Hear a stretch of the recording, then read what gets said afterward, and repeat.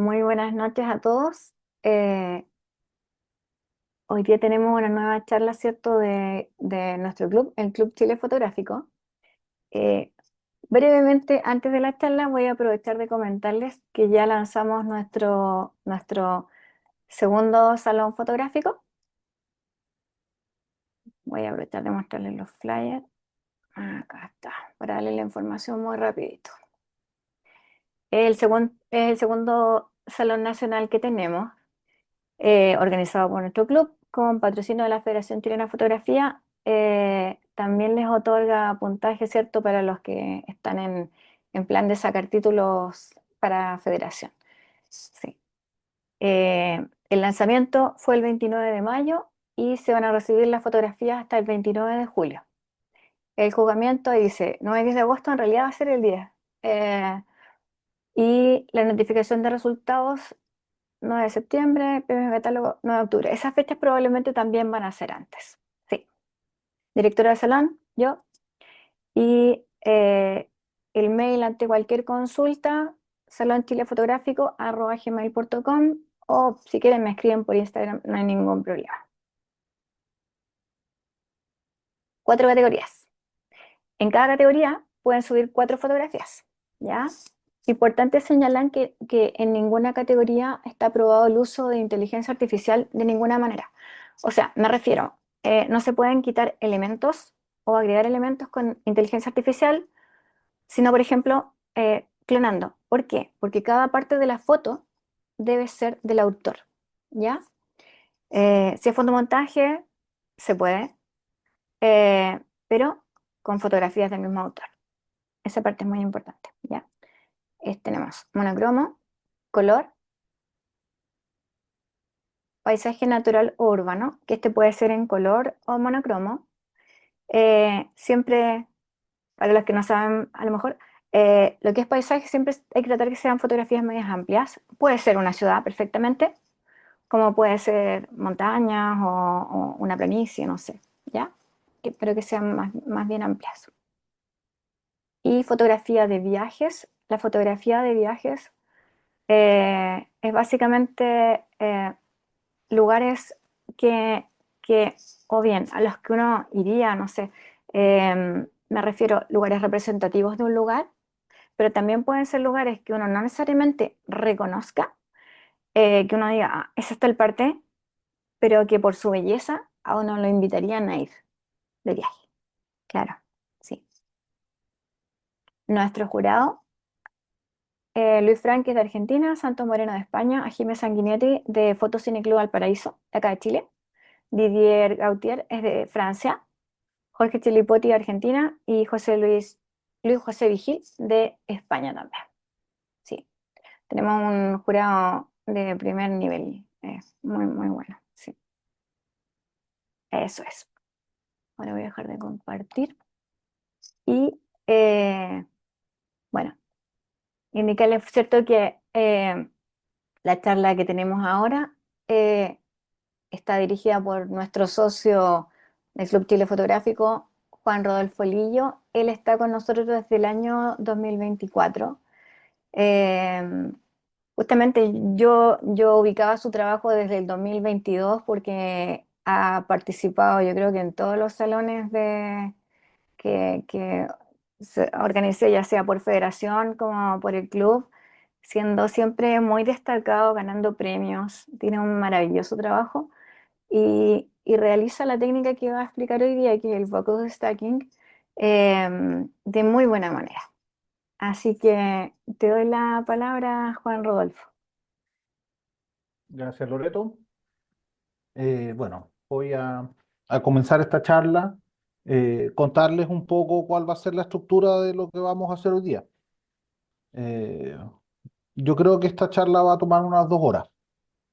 La primera parte es un resumen teórico de los conceptos necesarios para poder realizar fotografía macro con stacking, para que aunemos criterios y podamos aclarar dudas técnicas de cómo se utiliza este proceso. La segunda parte voy a intentar, ojalá me funcione, hacer el proceso completo de un stacking.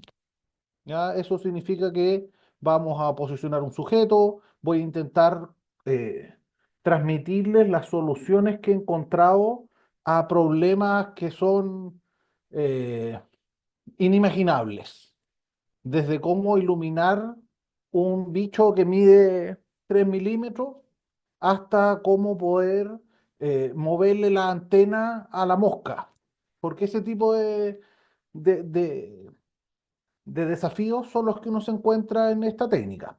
¿Ya? Entonces vamos a posicionar un sujeto, voy a mostrarles cómo funciona el riel electrónico, vamos a tomar la foto y vamos a hacer un stacking. Eso es lo que voy a intentar hacer hoy día. Voy a compartir la pantalla. Me confirman, por favor, si se ve.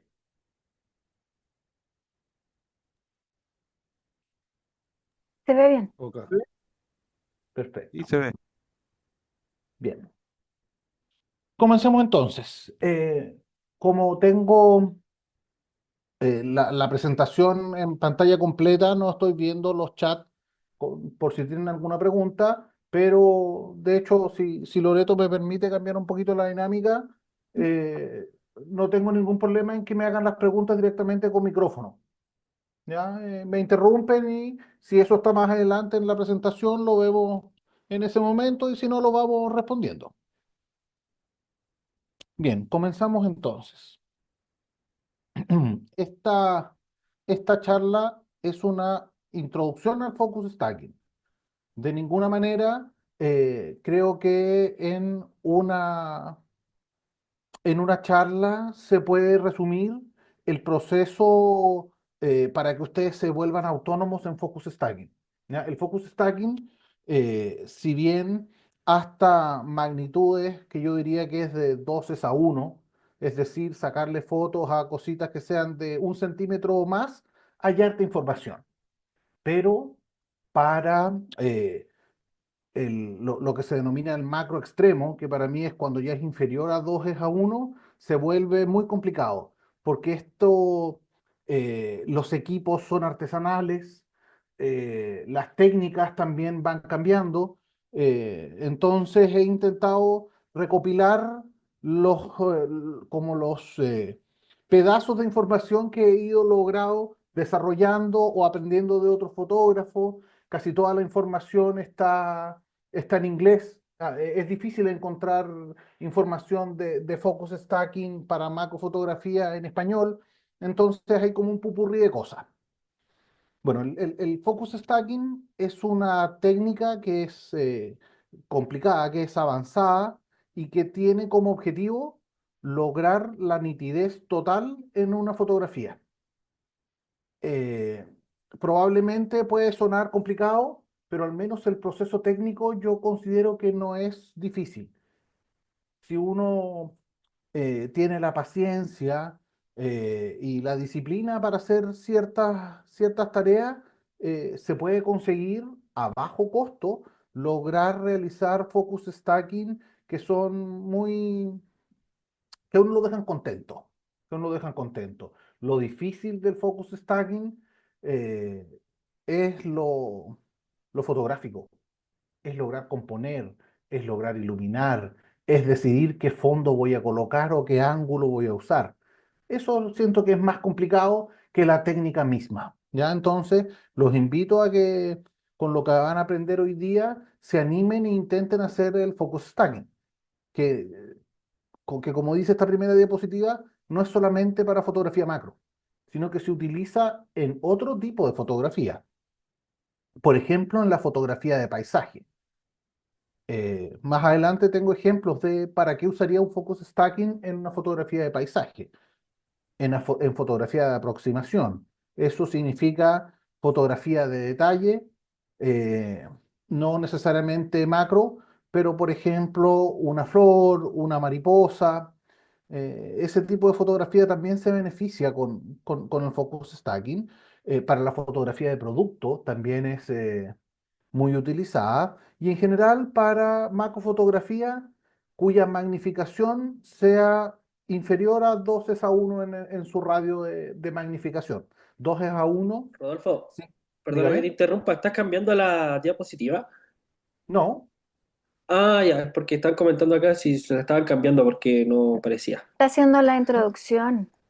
sí, Ah, ya, es que el chat está Sí, medio loco el chat, pero ahí sí, ya quedaron más pero clarito. esperemos los tiempos de Juan Rodolfo. ok. Bueno, después tenemos el que esta técnica es útil en paisaje, en aproximación, en producto, y es imprescindible en magnificaciones superiores a 2 a 1. Ese es el límite en la cual esta técnica no se vuelve una opcional, sino que no hay otra forma de poder hacerlo si no es con el focus stacking, ¿ya? Y eso es porque después de la magnificación 2 a 1, ya la profundidad de campo es tan pequeña que es imposible lograr retratar a un sujeto. Porque si, por ejemplo, vamos a sacarle la foto a una hormiga, ni siquiera soy capaz de cubrir el ojo de la hormiga con una foto individual. Eso hace de que es la única forma de poder retratar el micromundo. Bueno, ¿qué es el focus stacking? El focus stacking es la técnica que permite combinar fotos que tienen un punto de enfoque diferente. Esas fotos se suman y se obtiene como resultado una foto que tiene una profundidad de campo grande. Hay algunas dudas que siempre aparecen en el focus stacking. Por ejemplo, si el focus stacking inventa información. El focus stacking no inventa información, solamente junta la información que está repartida en varias tomas. Es sumar, tal como cuando uno hace astrofotografía y toma varias fotos y después las apila. El focus stacking hace algo similar, pero con una variación del punto de enfoque. Es similar a la técnica de el paisaje utilizando panorámicas, cuando uno toma varias fotos y después las junta para hacer una toma más amplia. Es lo mismo, solo que aquí lo que variamos es el punto de enfoque. Ese es el focus stacking. Tomar hartas fotos donde cambia el punto de enfoque y después las junto. De ninguna manera es IA. Es decir, el resultado del focus stacking, después de que yo tomo 100, 200, 300 imágenes y las junto, todo lo que está en esa imagen resultante está en la parte nítida de la foto que aportó a esta imagen compuesta. Por supuesto que uno después tiene una imagen y sobre esa imagen puede aplicar lo que quiera, incluyendo añadir o quitar cosas. Pero ¿es IA? La respuesta es no. Ni siquiera los software que hacen el apilado utilizan IA. Finalmente, ¿se puede demostrar la autoría de una foto realizada con focus stacking? Si bien uno puede tener los RAW individuales, en mi caso es imposible guardarlos. Y más adelante les voy a mostrar por qué es imposible guardarlos. Porque un RAW que genero pesa 150 megas y un stack tiene 200 o 300 fotos. Me gasto gigas solamente en procesar las fotos. Entonces, conservar 300 RAW para una imagen, yo siento que para mí al menos no tiene mucho sentido. Eh, es una imagen que, como es una imagen compuesta, es un JPG o es un TIFF en el mejor de los casos, pero no es un RAW, a pesar de que se construye de RAWs. Partamos para qué se usa el focus stacking en la fotografía de paisaje. Como yo no soy asiduo a el paisaje, tuve que recurrir a Paint para poder explicar para qué se usa porque no tenía fotos donde pudiese mostrar el proceso. Supongamos que me encuentro con una preciosa montaña y quiero hacerle una foto a la montaña. ya sea con un teleobjetivo o con un gran angular. Lo usual, si es que no tengo nada que me llame la atención en mi foto desde donde estoy hasta la montaña, es que yo enfoque la montaña. Y eso va a hacer que la montaña esté completamente en foco. Y todo lo que está hacia adelante, como no importa, da lo mismo. Después me doy cuenta que en la composición que estoy haciendo de la montaña hay una laguna. Probablemente esta vez voy a enfocar en un punto intermedio entre la laguna que quiero que aparezca enfocada en mi foto y la montaña. Hasta ahí es lo usual que podemos hacer siempre. Sigo mirando la composición y me doy cuenta que hay unos árboles que están 20, 30 metros de donde estoy y ya no puedo enfocar o a los árboles, porque si enfoco los árboles, la montaña me va a parecer desenfocada.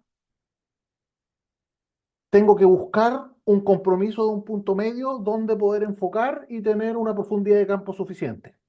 En general, hasta ahí se puede hacer sin focus stacking. Pero si yo quiero eso,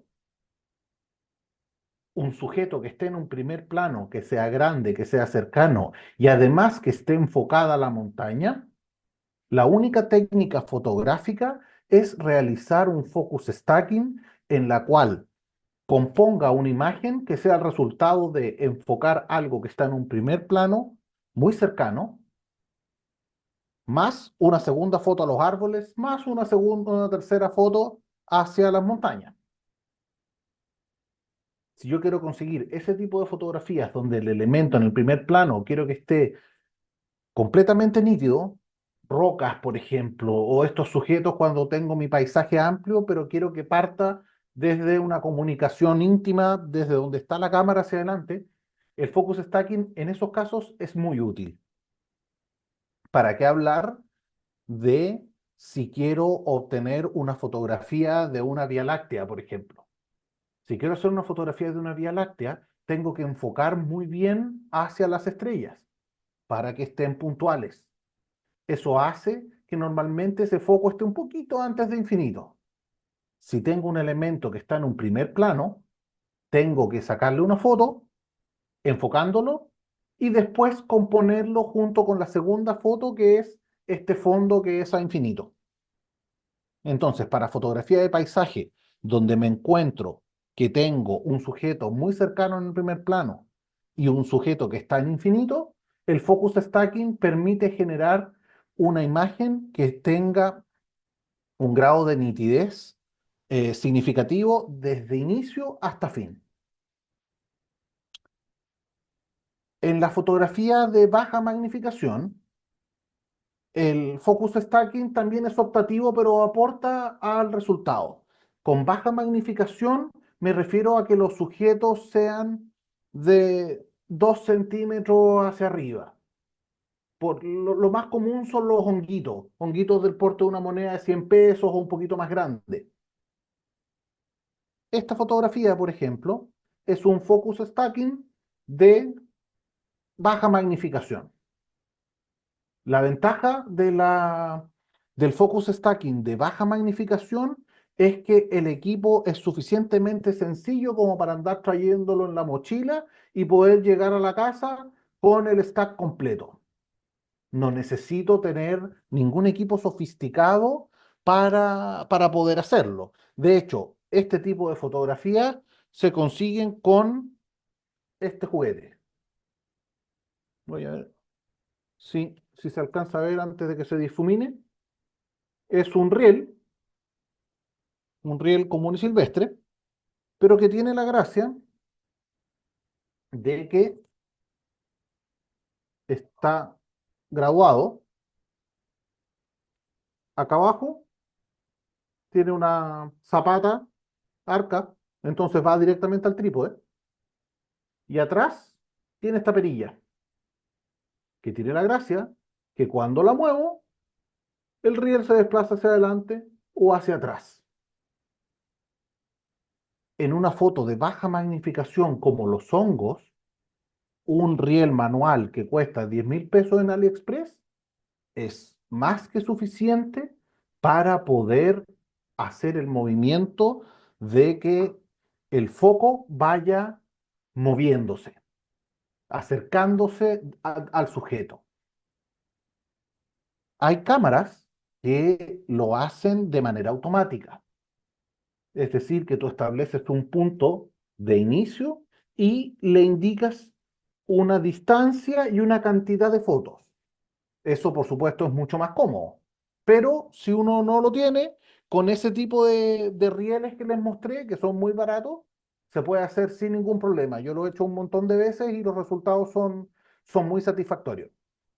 ¿Ya? Porque el desplazamiento que hay que hacer para sujetos de 2 centímetros en adelante es algo que es totalmente manejable. Estamos hablando de un par de milímetros. Entonces, si yo sé que giro una vuelta, eso es medio milímetro. Eso te lo da el graduado la, de este riel mecánico, que es muy barato, muy fácil, livianito, entra en cualquier mochila. Similar para conseguir fotos como esta. También es un focus stacking que de otra manera sería imposible poder tener en foco todos los honguitos que están en el primer plano cuando son de 1 centímetro. Si yo quiero tener una foto que es capaz de tener en foco desde la parte más cercana de los honguitos, los que están en la mitad, los que están atrás, la piedra, el sustrato, el focus stacking es muy, muy útil y son bastante sencillas de hacer este tipo de fotografía cuando uno va con el equipo necesario para hacer stacking, que es algo que me permita avanzar la cámara de manera controlada un par de milímetros. ¿Cuánto es ese par de milímetros y qué parámetros? Los vamos a ver más adelante cuando veamos los ejemplos de cómo se toman este tipo de fotografías. Esta fotografía la hice hace como 2 semanas en una salida y también el focus stacking permite llegar a tener este nivel de nitidez. Desde la parte más cercana del honguito hasta el último honguito están en foco. Y eso para quien está viendo la foto le resulta atractivo o al menos diferente, porque uno está acostumbrado a ver una profundidad de campo reducida en este tipo de fotografía. Acá hay otro ejemplo donde el pasto también puede estar en foco y algo que también es interesante es que se puede usar el focus stacking con el bokeh. El bokeh como ustedes saben, cambia de acuerdo a la distancia a la cual está el elemento que está generando esta luz especular. Entonces, yo puedo hacer un stacking y puedo continuar el stacking más allá del sujeto. Y como continúo más allá del sujeto, el tamaño del bokeh va a ir cambiando. Entonces, a veces cuando quiero conseguir este tipo de resultado, lo que está atrás eh, es una esponja de lavar platos, una esponja metálica. Entonces yo posiciono la esponja y después de que hago las fotos al honguito, sigo retrocediendo con el foco hasta encontrar el grado de bokeh que me gusta. Y así, una de las fotos cuando hago la composición es el fondo. Eso, eso ayuda harto para hacer este tipo de fotografías.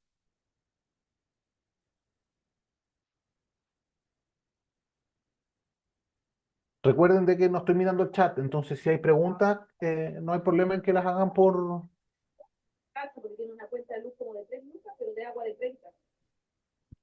voz.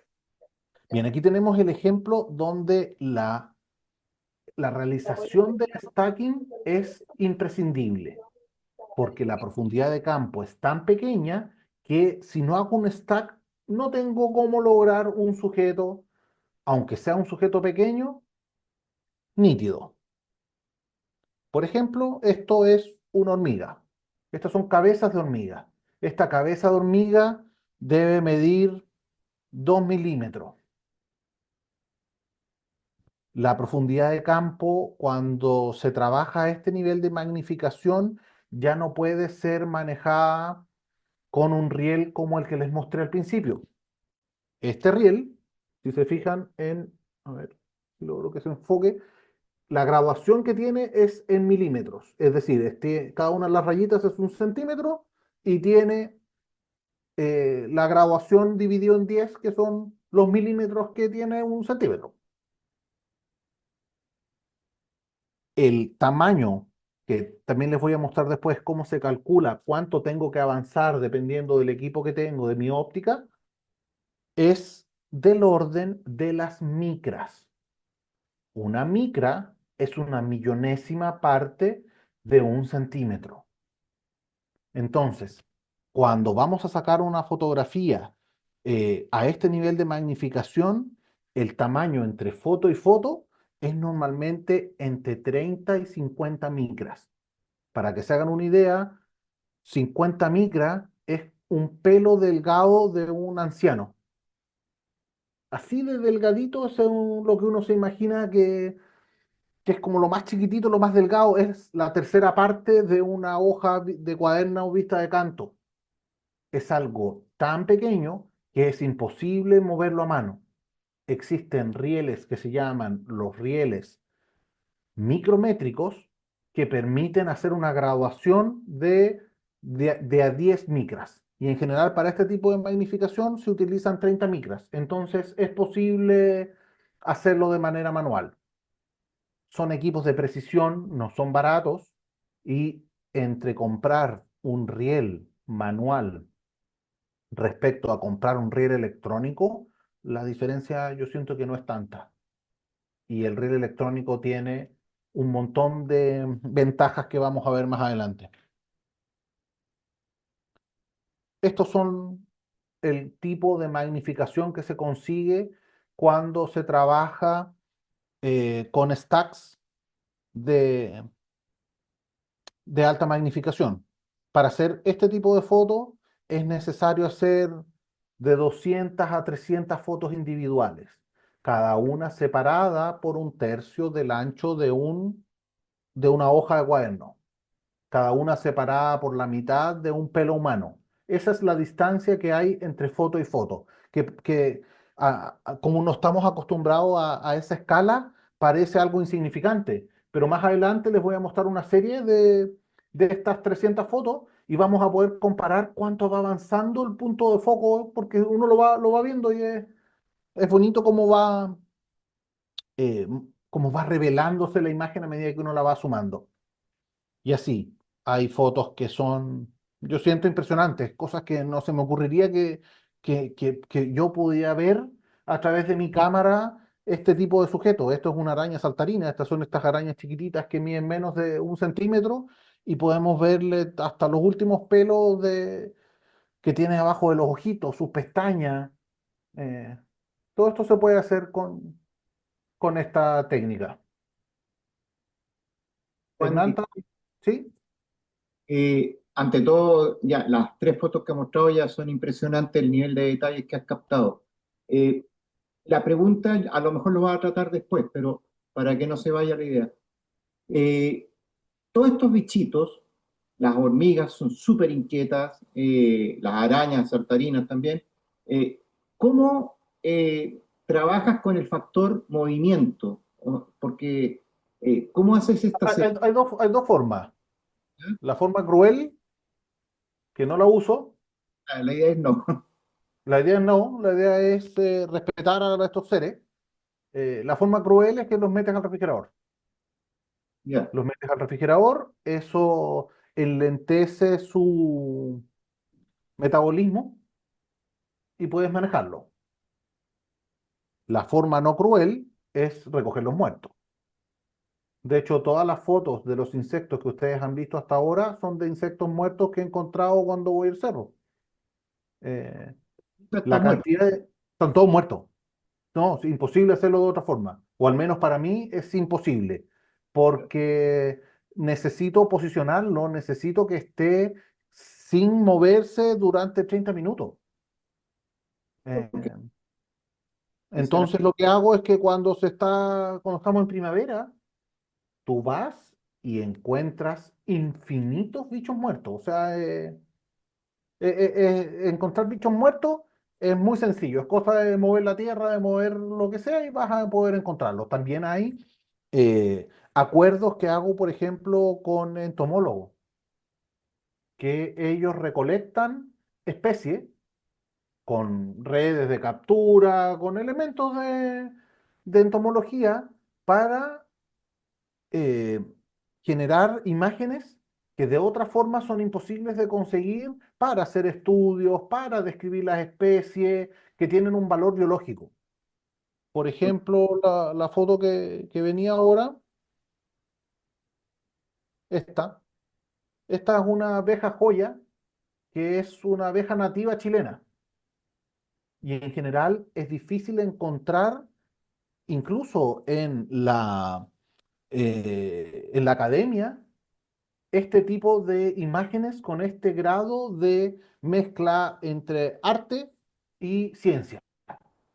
Y eso también es parte de lo que encuentro lindo de esto. Un montón de veces me han pedido fotos para hacer publicaciones científicas sobre este tipo de animales. No es sencillo. Y lo que normalmente se hace es sacar fotos a través del microscopio, pero sacar una foto a través del microscopio tiene otro grado de calidad o de uso de iluminación, de composición, que es muy diferente a lo que uno logra cuando se dedica a estar 35 minutos moviendo al bichito. Acá, imagínate, estos son bichos que están muertos, muchas veces tengo que moverle las alitas, las patas, limpiarlo, tengo todo un proceso de qué hago para que el bicho quede así, porque normalmente están llenos de tierra. No, y de hecho, esta abeja que estás mostrando pareciera que la captaste en vuelo. Sí, pero es la magia de la fotografía. Ya, ya, o Ahí sea, lo que hago es que, por ejemplo, en este caso, ahí en la segunda parte de la charla les voy a mostrar el equipo que uso para posicionar. O sea, acá, si uno revela como sus trucos, lo que uso es un alfiler entomológico, que es un alfiler entomológico que son muy, muy, muy delgados. Y esos tú los puedes, este bichito está pinchado por atrás. Entonces, ya, como está pinchado por atrás, eh, tú puedes posicionarlo. Los bichitos cuando se secan quedan estáticos. Entonces tú primero los hidratas, los pones, por ejemplo, en vapor o lo dejas se llama cámara de hidratación en el nombre técnico, y después los puedes posicionar y los dejas fijos en esa posición con alfileres. Y cuando ya pasan un par de días en esa posición, se quedan en esa posición. Es todo un arte el cómo voy a hacer este posicionamiento. Escapa al alcance de esta charla de introducción al focus stacking, pero siento que es lo que tiene más valor, lo que es más difícil, lo que nos permite hacer arte. No es solamente encontrar algo pequeño y sacarle una foto a algo pequeño, sino es cómo voy a representar al sujeto que tengo al frente. Es como cuando uno va a tomar un retrato y quieres transmitir la personalidad de la persona que tienes al frente. Lo mismo ocurre con este tipo de fotografía. Esa, por ejemplo, es una hormiga asiática eh, que, que personas que crían hormigas me las hacen llegar. perfecto. Y así uno puede jugar con los fondos.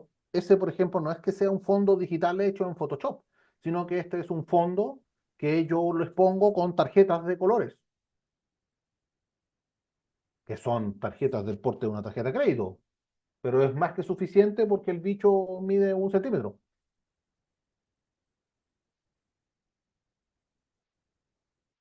Y así es una técnica que permite obtener este tipo de resultados, que ahora vamos a ver cómo se hace.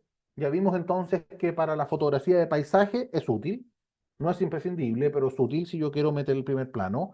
Para la astrofotografía es útil si yo quiero tener un sujeto en primer plano, una flor iluminada contra las estrellas. Si quiero que mi flor o mi cactus y mis estrellas estén en foco, para eso utilizo esta técnica que vamos a ver ahora. En la fotografía de producto, donde me importa que todo el producto esté a foco también se usa harto en la macrofotografía en terreno, los hongos. Los hongos, por supuesto, no saco el hongo y me lo traigo a mi casa como lo hago con los bichitos, porque los hongos no se me van a escapar. Entonces puedo hacer la locura de poner el trípode, montar el equipo, demorarme 40 minutos hasta que logro la posición y que mi espalda no se me muera para poder comenzar a hacer este tipo de fotografía. Bien, para poder explicarles la técnica, es importante que manejemos el mismo concepto cuando hablamos de enfoque y de nitidez, ¿ya? Porque lo que caracteriza a estas fotos es que son muy nítidas, que uno puede ver contornos, que uno puede ver que está todo coloquialmente enfocado. Primero, ¿qué es el enfoque? El enfoque es un ajuste que le hacemos a nuestro set óptico. Es decir, tenemos una cámara que tiene un lente. Este lente está formado por grupos de lentes por donde pasa la luz y que yo puedo, girando el anillo de enfoque, mover este grupo óptico y eso va a hacer que el punto de enfoque, que se llama plano, sea el indicado donde el lente está enfocando. El enfoque siempre es un plano. Siempre enfocamos un plano. Eso significa que con plano me refiero a que fuera como una pared transparente que está a cierta distancia de mi sensor. Y además es paralelo al sensor. Si mi cámara la tengo apuntando hacia adelante, mi plano está también como una pared. Si yo giro mi cámara hacia arriba, mi plano de enfoque queda en diagonal. Siempre es paralelo al sensor y siempre es un plano, es una línea, una muralla imaginaria que ahí está el enfoque. Es un ajuste que uno hace entre la óptica y el sensor. En toda fotografía solo hay un punto, una distancia que está perfectamente enfocada, que se llama el plano de enfoque. Algunos lentes, especialmente los más antiguos, tienen la distancia en metros a la cual está ese plano de enfoque. Las cámaras pueden ayudarnos a indicarle qué es lo que quiero que esté en este plano de enfoque, o puedo hacerlo manual utilizando el anillo de enfoque. Entonces, el enfoque es un plano que está a cierta distancia de mi sensor. Eso es la única distancia de mi sensor en mi imagen que va a estar perfectamente nítido. Todo lo demás está aparentemente nítido. No está perfectamente nítido, pero para nuestros ojos está aceptablemente nítido. Entonces, el enfoque es la distancia a la cual está situado este plano en el cual está todo perfectamente enfocado. Ese es el lugar que yo estoy moviendo, acercando o alejando cuando muevo el enfoque de mi lente. Es una distancia. Por otro lado, tengo el concepto de nitidez. La nitidez es cuánto puedo percibir de detalle y contraste en los bordes. El borde no es necesariamente donde termina un sujeto y empieza otro, como cuando se separa el sujeto del fondo, sino que tiene que ver con todas las estructuras que separan estructuras. Si miro un ojo, es el ojo, la pupila, los cabellos, en general eh, cualquier estructura que yo pueda individualizar, la nitidez me dice si puedo o no ver si existe un contraste en esos bordes. Esta nitidez, a diferencia del enfoque, Lo único que cambia el enfoque es la distancia de enfoque. Nada más lo cambia. Porque es una propiedad óptica de mi sensor con cómo están ubicados los lentes. Nada más cambia el enfoque. Solo es una distancia. En cambio, la nitidez, que es si percibo detalle o no, lo afecta a dónde enfoqué, la calidad de mis lentes, si la cámara se está moviendo, si el sujeto se está moviendo, la velocidad a la cual obturo que permite tener más o menos movimiento.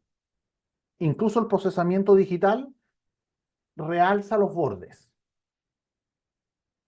Eso como conclusión nos lleva a que yo puedo tener un sujeto perfectamente enfocado, pero con cero nitidez. Por ejemplo, esta foto. Esta foto, cuando yo enfoco a esta persona, estoy indicándole a la cámara si usara, por ejemplo, un, un enfoque automático, enfócale la cabeza o los ojos a la persona. Y la cámara efectivamente llegó a la distancia perfecta. Él está perfectamente enfocado, pero no está nítido. ¿Por qué no está nítido? Porque ahí puede haber trepidación, la persona se movió, todo lo que pasa cuando intentamos hacer una foto. Entonces, es importante saber que el foco es una distancia a la cual mi tren de lentes está indicándome cuál es el punto donde va a estar perfectamente nítido, o sea, va a estar perfectamente enfocado. Y la nitidez es si tengo o no contrastes en los bordes. Después tenemos el último concepto, que es la profundidad de campo. La profundidad de campo me dice desde donde tengo esta línea de enfoque, cuánto hacia adelante y cuánto hacia atrás de este plano está aceptablemente nítido. ¿Qué afecta a la profundidad de campo? Es decir, cuán grande o cuán chico sea esta distancia antes o después del plano de foco, tiene que ver la apertura, tiene que ver la distancia a la cual está mi sujeto y tiene que ver la distancia focal, que es un parámetro óptico.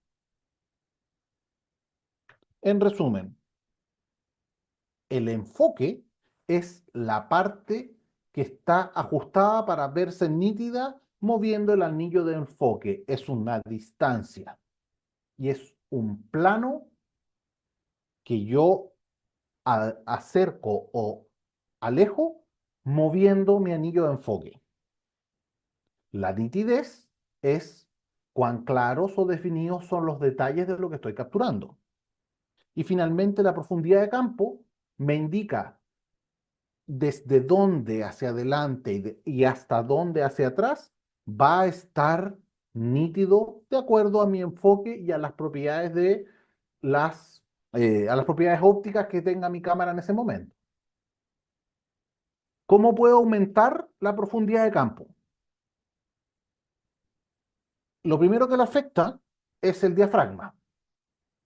Si yo tengo un diafragma abierto, como es este caso de aquí, y enfoco con este diafragma abierto, mi profundidad de campo es reducida, lo que hace que lo que esté enfocando se vea en foco, pero todo lo demás está fuera de foco, no está nítido. Si yo voy cerrando el diafragma, se va aumentando esta profundidad de campo. Teóricamente, si yo tuviese un diafragma infinitamente cerrado, estaría siempre todo perfectamente nítido independiente de cualquier cosa. Pero existe un fenómeno que es el fenómeno de la difracción y que lo vamos a ver más adelante y que es lo que evita que podamos sacar fotos a diafragmas muy cerrados manteniendo cierta nitidez. Entonces, cuando voy a hacer focus stacking, intento usar diafragmas que me den una buena calidad y con la mayor profundidad de campo posible. En terreno, para fotografiar hongos, por ejemplo, un diafragma de F11 da muy buenos resultados. Hasta un F11, F16 incluso, es posible tener un honguito, que la mitad del honguito esté en foco. Eso hace de que cuando haga el stacking, en vez de tener que sacar 50 fotos, saco 10. Uso la mitad del espacio, gasto la mitad del tiempo, muevo la perilla 3 veces menos, pero sobre todo pueden pasar tantas cosas mientras uno está haciendo un stacking. Mientras tú lo estás haciendo, puede que llegue una aventurera y te mueva el sujeto. Y si se movió el sujeto, hay que empezar el stacking todo de nuevo. Entonces, por eso es que uno intenta que desde que empieza hasta que termina el stacking pase la menor cantidad de tiempo posible. Y para eso uno intenta maximizar la profundidad de campo con lo que acabamos de ver, un diafragma cerrado. Después está la óptica. Los lentes, mientras más angulares son, más profundidad de campo tienen. De hecho, la profundidad de campo para la gente que hace fotografía street y el enfoque es un tema muy menor. Como ellos usan lentes grandes angulares, estos grandes angulares en general tienen una profundidad de campo muy amplia. Entonces, no tiene, el punto de enfoque no se vuelve algo crítico, porque puedo enfocar a 2 metros, a 3 metros, a 4 metros, a 10 metros y la foto va a salir suficientemente nítida igual. El teleobjetivo tiene una profundidad de campo menor y eso hace de que el enfoque se vuelva algo más complicado. Entonces, en el macro, cerremos el diafragma, cerrémoslo tanto como sea necesario para tener mayor profundidad de campo. El problema es que ocurre esto, que se llama la difracción. La luz, este es nuestro diafragma, este es el sensor. Cuando el diafragma está muy abierto, los rayos de luz, los haces de luz, inciden en el sensor rectos, porque como el diafragma está abierto, no hay nada que detenga o modifique el haz de luz. Cuando yo cierro el diafragma, como este caso, ocurre este fenómeno. Los haces de luz se curvan. Y como se curvan, se genera un corrimiento de a dónde debió haber incidido el haz de luz versus dónde realmente incidió. Si se fijan acá, cuando hay una estrechez, que es lo que genera la difracción, los haces de luz se curvan. Entonces llega un momento donde si cierro el diafragma, mi luz que venía derechita se va a curvar. Y eso va a generar esto. Si se fijan aquí, los bordes, la nitidez aquí es baja, aunque el foco sea exactamente el mismo. Esto está tomado a la misma distancia. Lo que cambia es que la nitidez es mucho menor. ¿Y por qué? Porque como este es un F32, está muy cerrado el diafragma, eso abre la luz y dispersa el, el lugar donde debería incidir. Ya no quiero sobre tecnificar la charla. La explicación más simple es que un haz de luz podría llegar en un píxel, pero cuando se difracta, el mismo haz de luz incide en varios píxeles. Esto es algo que se llama el disco de Airy. En la práctica, algo que debió haber iluminado o entregado información en un píxel, me está entregando información en 10 píxeles. Y eso disminuye la nitidez. Y ese es el principal motivo por el cual tengo que hacer un focus stacking, porque me permite superar las limitaciones de la profundidad de campo. El único motivo por el cual yo hago un focus stacking es porque físicamente es imposible no hacerlo si quiero conseguir ese nivel de nitidez. Lo ideal sería no usar el focus stacking, porque es muy demandante en recursos, es demandante en tiempo, se requiere un procesamiento de software. Solo hay que hacer esto cuando ya no te queda otra, y es porque la óptica no lo permite, porque la física no lo permite, porque una profundidad de campo es tan pequeña que la única forma que tengo es sumar y ampliar esa profundidad de campo, ya no intentando hacerlo en una imagen, sino hacer múltiples imágenes. ¿Ya? En la fotografía de macro extremo y científica es la única opción, no hay otra forma. ¿Cómo se hace? Es reduciéndolo, tomo múltiples fotos donde varía el enfoque. Es muy importante que el único factor que cambie entre foto y foto sea el enfoque. Y cuando nosotros tomamos foto, sabemos de que el enfoque es uno de los 1000 parámetros que están en una foto.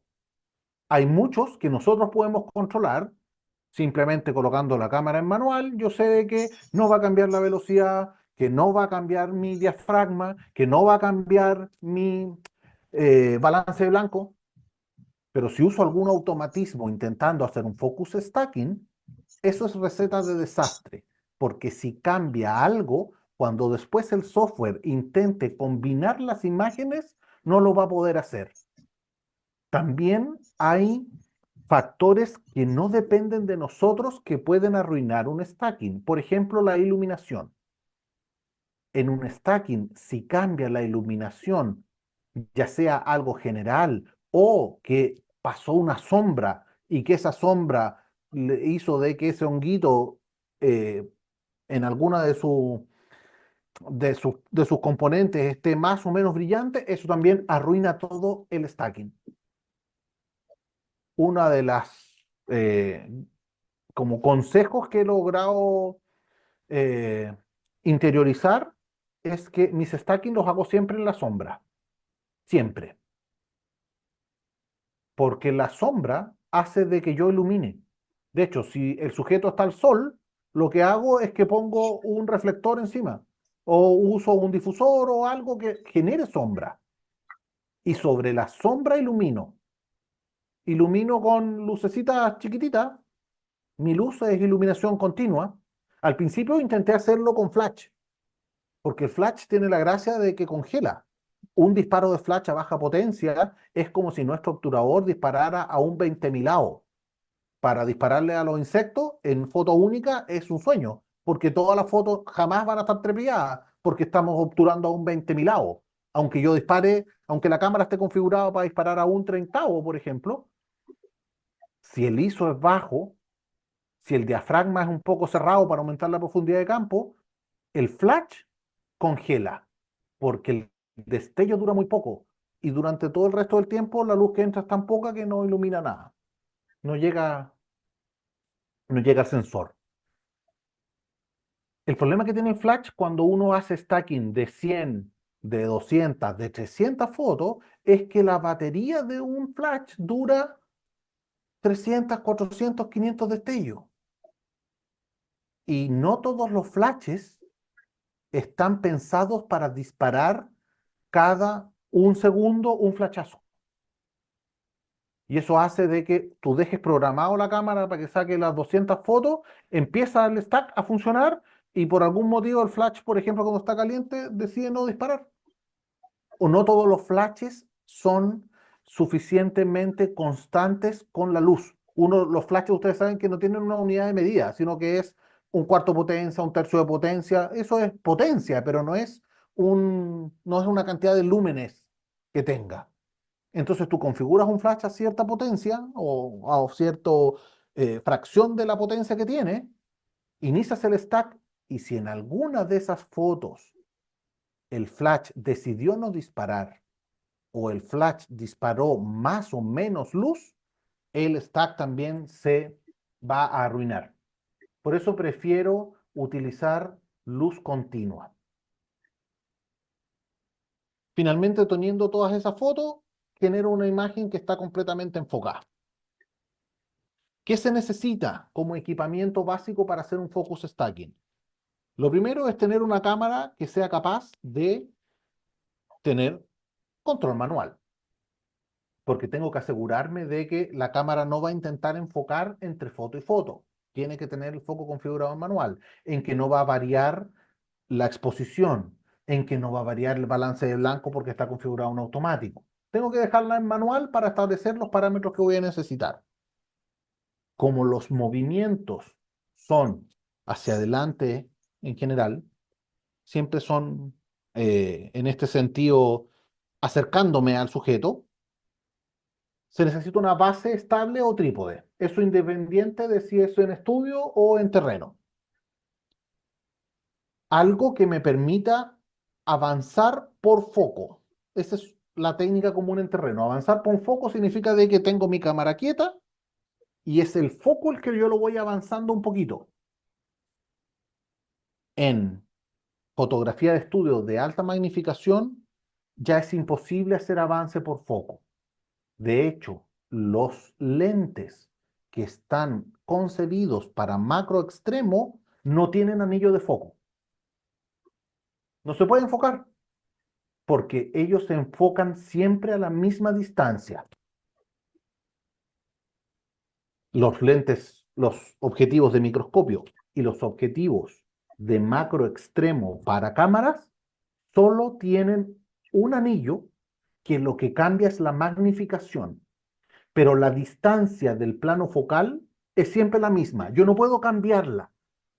Entonces, lo que tú haces es que tú sabes que si está el lente 2 centímetros más adelante, esas son más o menos las distancias de trabajo de magnificación media, 2 centímetros del lente. Para magnificaciones como los bichitos que vieron, ese bichito está a medio centímetro del primer lente. Este avance es mecánico, porque no tengo cómo variar el foco moviendo una perilla, porque no existe la perilla. Está construido para enfocar siempre a esa distancia. Entonces lo que tú haces es que colocas la cámara en un riel y el riel mueve la cámara completa hacia adelante o hacia atrás. Así se varía la distancia. No se varía con un punto de enfoque como lo puedo hacer con mi A7R5. La Sony A7R5 se actualizó la 7.4 y varias otras cámaras permiten establecer stack automáticos variando el foco cuando el lente tiene autofoco. Entonces tú configuras que quieres sacar 100 fotos y él saca 100 fotos moviendo el anillo de enfoque de manera automática.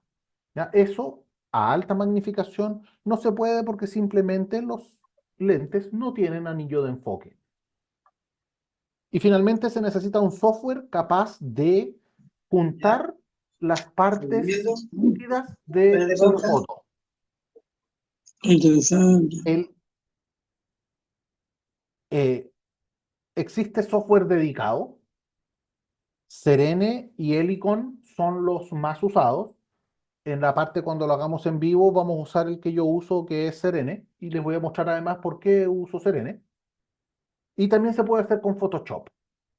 Para stacking de, yo diría, 10, 15 fotos, que es mucho, muy suficiente para paisaje, mucho, muy suficiente para producto,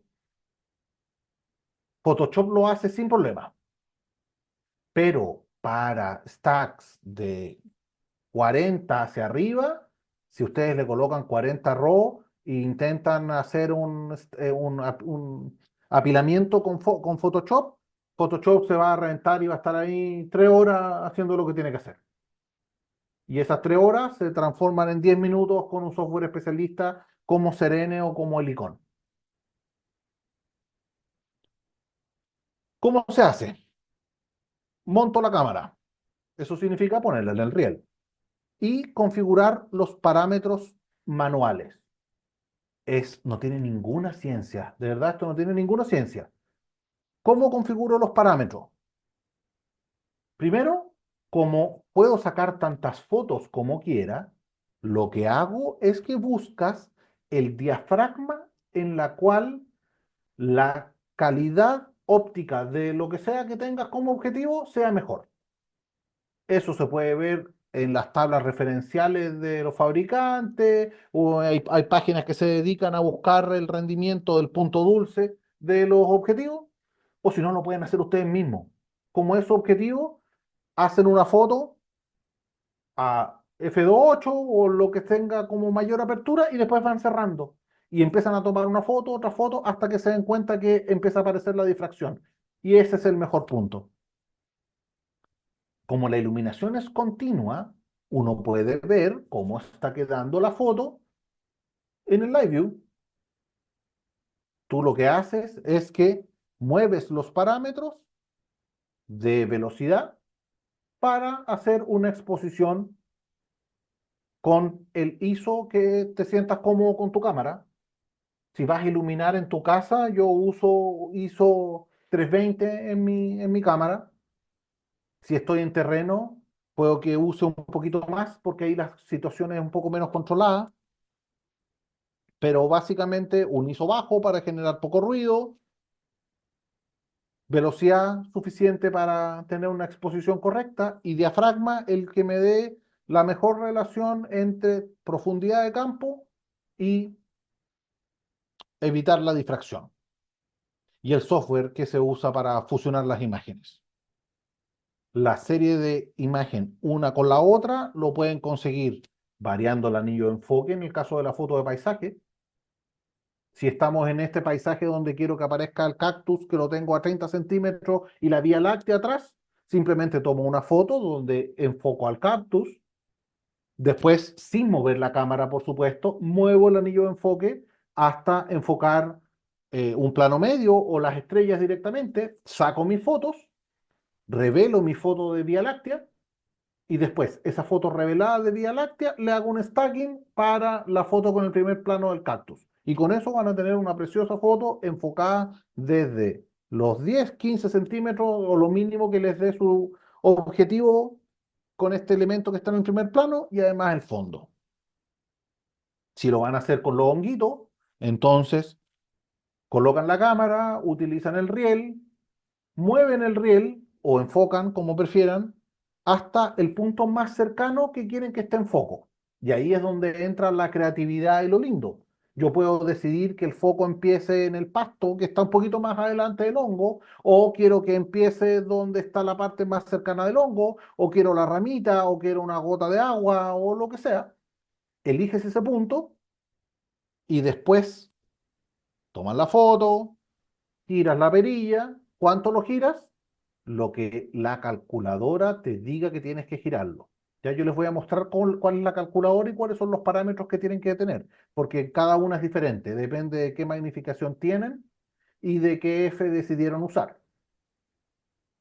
Una Y si, consulta, Rufo. dígame, Hola, buenas noches, muchas gracias.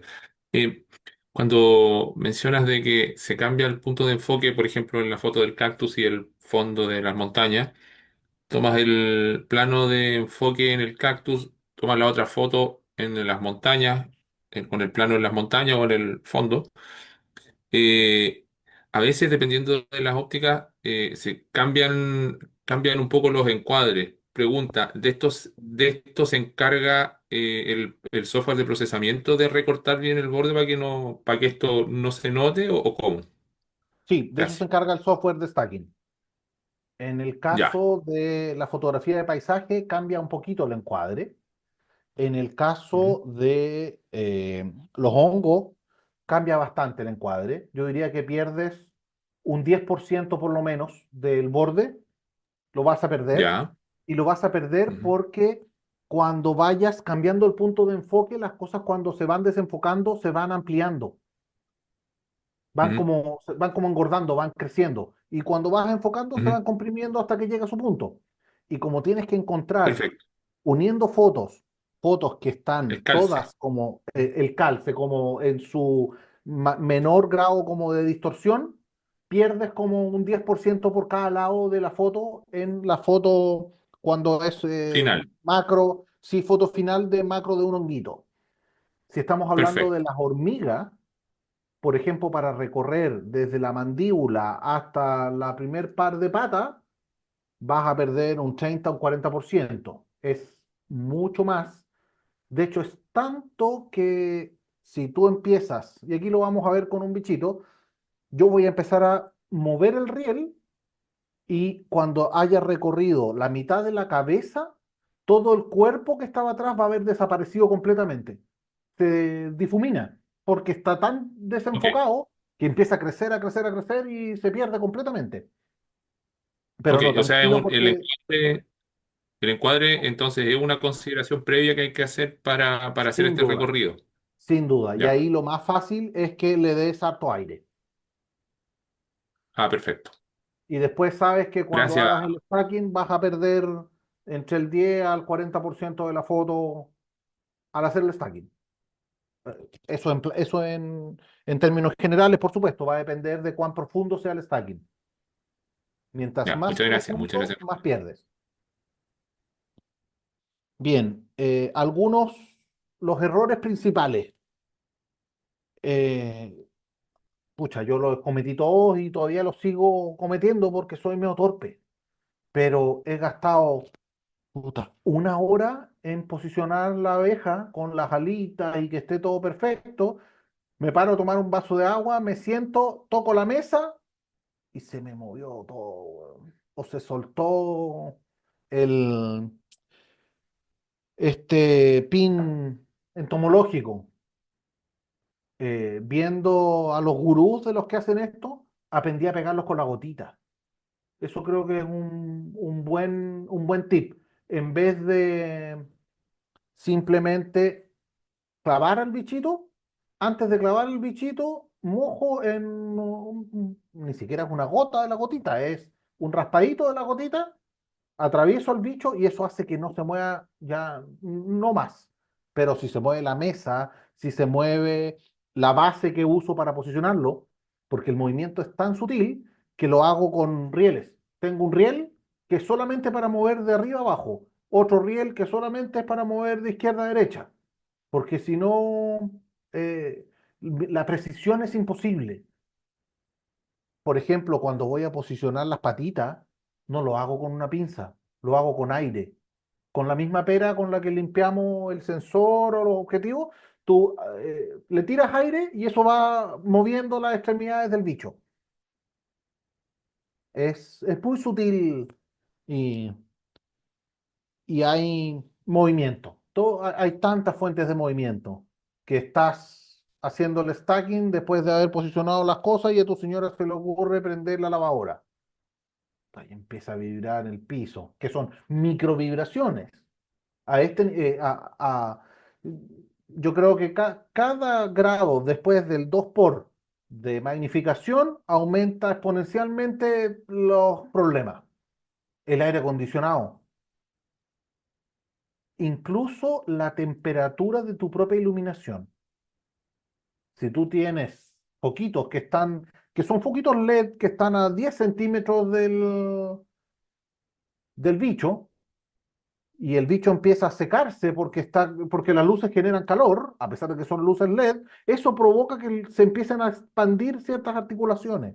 Y se movió y ya perdiste todo. Entonces hay siempre que buscar la forma de evitar el movimiento entre tomas. El riel automático te facilita la vida infinitamente, porque tú lo programas, lo dejas sacando la foto y te vas de la pieza y se queda solo y él se encarga son tres movimientos. Primero avanza, después de que avanza es la paz, porque cuando tú mueves una cámara que tiene un objetivo, se genera cierta vibración. Entonces él se mueve y tú lo configuras. ¿Cuánto tiempo vas a dejar pasar desde que hice el movimiento? Yo normalmente lo dejo 2 segundos.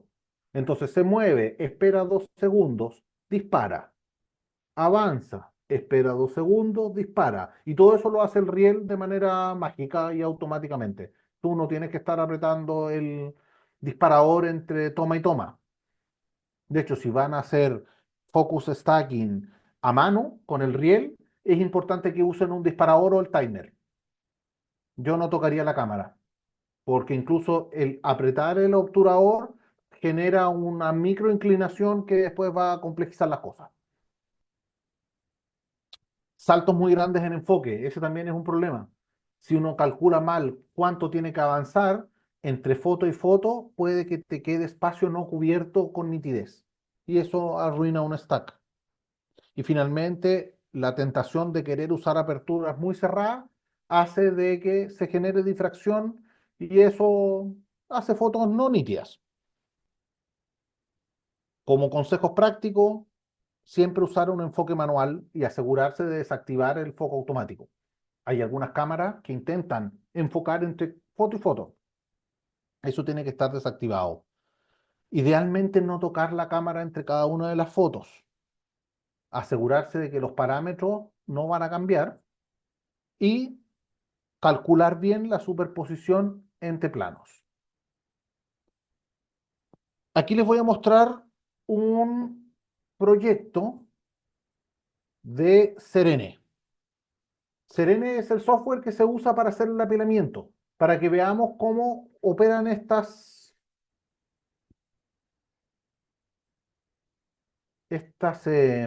infinitas fotos que uno hace.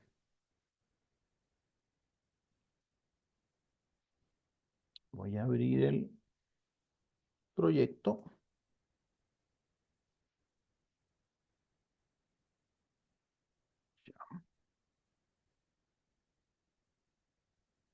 Me confirman si se ve, por favor.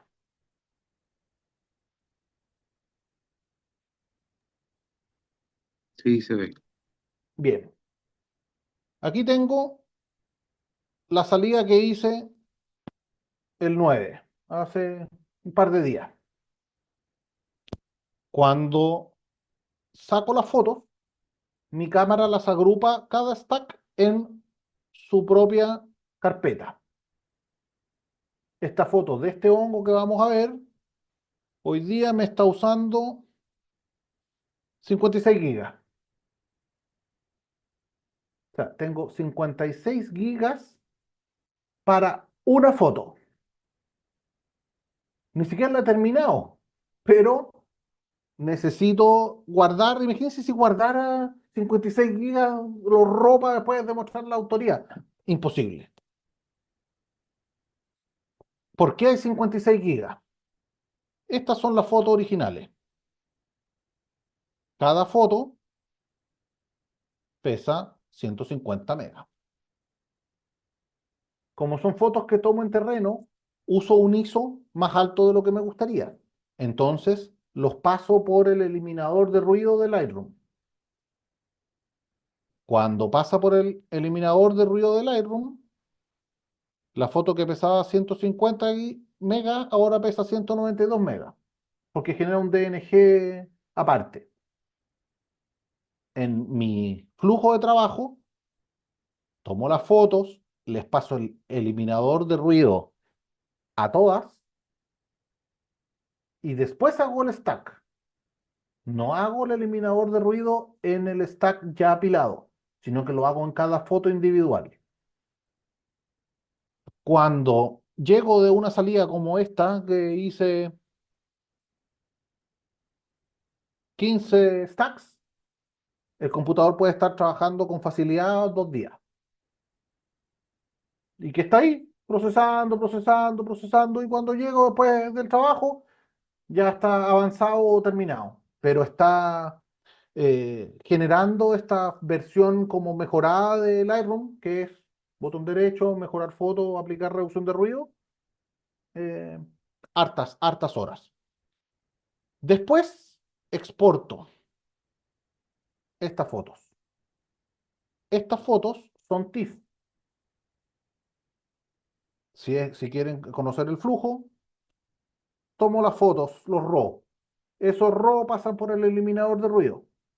Después de que está en el eliminador de ruido, abro Lightroom, elijo una que tenga algo en foco, porque aquí es algo en foco, son 150 fotos para apenas un honguito, entonces elijo una y hago ajustes básicos de revelado. Hago manejo luces, sombra, balance de blanco, colores, un revelado básico que no toque el foco. No hago en esta etapa aún máscaras de enfoque, nada que sea selectivo, sino revelado que sea básico, global, y después de que lo hago en una foto, lo copio esos ajustes y los pego a todas las fotos del stack y los exporto a TIFF, porque Helicon soporta RAW, pero el que uso yo, que es Serene, trabaja solo con TIFF y JPG.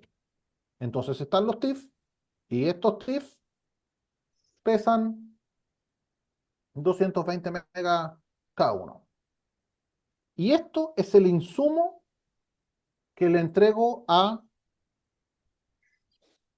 Serene, que es el programa que hace el apilado. Aquí tengo Serene. No sé si se alcanza a ver esa foto. Esta Sí se es ve. esta es la primera foto del stack. Si se fijan, lo único que está en foto o en foco es esta parte. El hongo está todo desenfocado. Después, esta es la foto 2. Empiezo a bajar y a medida que voy bajando, por ejemplo, aquí está la 10, el foco ya aquí ya no está aquí, el foco está acá. Y si avanzo 10 fotos más, el foco está aquí. Y un poco más, ahora el foco está aquí en la madera. Y después el foco está aquí. Y así el foco va corriéndose hacia atrás. Hasta que aquí ya el foco empieza a llegar al honguito. Todo el hongo, bueno. Ahí ya casi llegó. Y aquí está el foco en el hongo. Entonces tengo todas estas fotos para buscar la parte enfocada de cada una. Después hago grupos. Entre este y este hago un stack. Después, entre este y este, otro stack, que son estos que están aquí.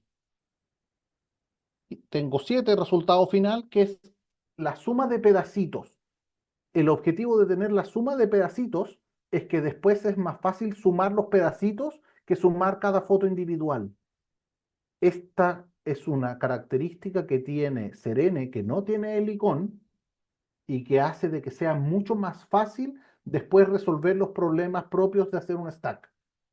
En general, este es un stack muy sencillo porque no hay cosas que se crucen, pero en stack más difíciles, cuando tengo esa, por ejemplo, la araña, donde los pelos se cruzan, donde las patas se atraviesan una con la otra, el hecho de usar esta técnica que se llama slabbing es del cielo a la tierra. Voy a agregar aquí y vamos a hacer ahora el stack de estos 7 pedacitos para que ustedes vean cómo el sistema es capaz de unir y cuál es el resultado. Aquí tengo estos 7 son 7 sumas. Y ahora le voy a decir, toma estos 7 y hazme un stack.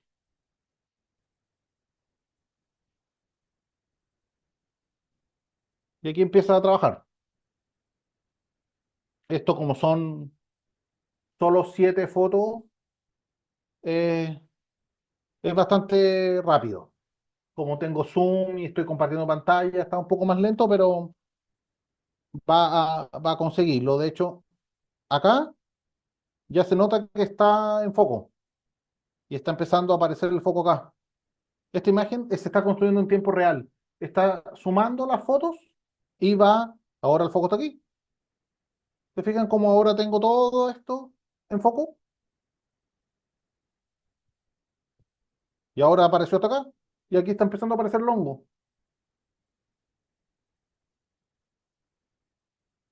Y ahora el foco está acá. Y empezó a aparecer esto. Y así empieza a revelarse la foto completa. Ahí ya tengo el hongo casi 100% terminado. Listo, ahí terminó el stack. Aquí, por ejemplo, me faltó. Y eso es porque cuando hice el stack, me quedó corto la cantidad de tomas que hice. Eso te la da la experiencia y hacer varios stacks. Otra cosa linda que tiene es el módulo de retoque. Miren la diferencia entre esto y una foto, si yo quisiera hacerlo con una foto única. Yo aprieto la tecla Alt y cambia. Esa es la foto completa, esa es la foto escogida. ¿Se nota la diferencia entre tener un stack y no tenerlo? Incluso quizás la mejor que podría ser es esa. Así se consigue este grado de nitidez.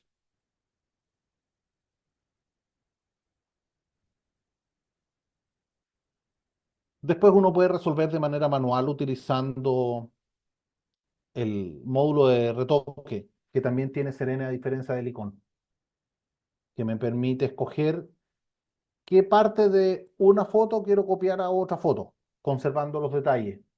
Ya es otra técnica, pero todo con este programa que es muy bueno, vale la pena pagar por él, que se llama Serene. Entonces logré juntar 100, en este caso son 91 fotos, en una sola foto que tiene una profundidad de campo que de otra manera es imposible.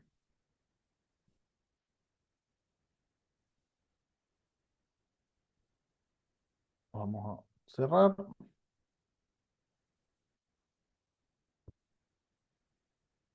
En conclusión, el focus stacking es una técnica que es crítica para el macro extremo. Eso es de 2 magnificaciones hacia arriba. No puedes hacerlo de otra forma porque físicamente es imposible por la óptica. Puede ser útil en fotografía macro tradicional como lo de los honguitos o de paisaje. Mejora, hace una foto que es visualmente impactante. Uno no está acostumbrado a ver ese tipo de nitidez en la fotografía y eso agrada mucho. Y finalmente, experimentar es el camino acá, porque es todo bien artesanal. No existe mucha información y lo que uno va aprendiendo, lo va aprendiendo como a cuentagotas, de algunos gringos, de algunos japos, que comparten sus conocimientos y van creando técnicas y van recomendando como lo hice yo recién. Así que esa sería la introducción al macro extremo.